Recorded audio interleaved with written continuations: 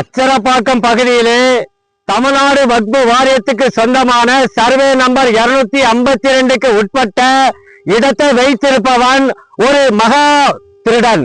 எந்த வகையில திருடன்?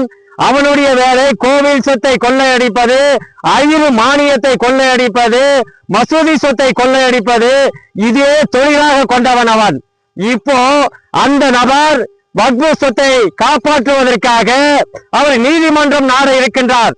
ஒன்றை அவர் தெளிவாக புரிந்து கொள்ள வேண்டும். சில ஆண்டுகளுக்கு முன்பாக ஐயர் மானியமான 2.5 ஏக்கர் நிலத்தை நீ தேடி வைத்திருந்தாய். அந்த பகுதியில் உள்ள மக்கள் அதை போராட்டம் செய்து அதை மீட்டெடுத்தார்கள். அது மட்டுமல்ல, இன்னும் கோவில் சொத்துக்களை நீ பல ஏக்கர் கணக்கிலே வைத்திருக்கின்றாய். அதையும் மீட்டெடுக்க வேண்டும் என்று அந்த பகுதியில் இருக்கக்கூடிய இந்து மக்கள் சம்பந்தப்பட்ட டாக்குமெண்ட்ஸை என்னிடத்திலே ஒப்படைத்திருக்கின்றார்கள். அவர்களுக்கு ஒரு வாக்குறுதியை கொடுத்திருக்கின்றேன்.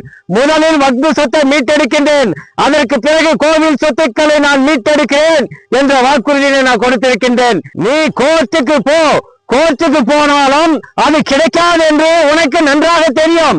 சில வருடங்களுக்கு முன்பாக ஐரு மானியம் 2.5 ஏக்கரை நீ திருடி வைத்திருந்தாய். அதற்கும் நீ கோர்ட்டுக்கு போனாய். ஆனால் அந்த விஷயத்திலே கோர்ட்டு உனக்கு எதிராகத்தான் தீர்ப்பு வழங்கினார்கள். அதை நீ மறந்திருக்க மாட்டாய்.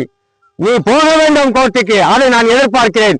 நீ கோர்ட்டுக்கு போனால்தான் உன்னிடத்தில் இருக்கக்கூடிய வக்பு சொத்து, உன்னிடத்தில் நீ தேடி வைத்திருக்கின்ற கோவில் சொத்துக்கள் எல்லாம் கட்டுக்களாக அந்த டாக்குமெண்ட் எடுத்துக்கிட்டு நானும் கோர்ட்டுக்கு வருவதற்கு வசதியாக இருக்கும். நீ கோர்ட்டுக்கு போக வேண்டும், நானும் கோர்ட்டுக்கு வர வேண்டும். வக்பு சொத்து தீர்ப்பு வர வரை அந்த கட்டிடங்களை சீல் வைக்க வேண்டும் என்று நானும் கோர்ட்டில் முறையிடுவேன்.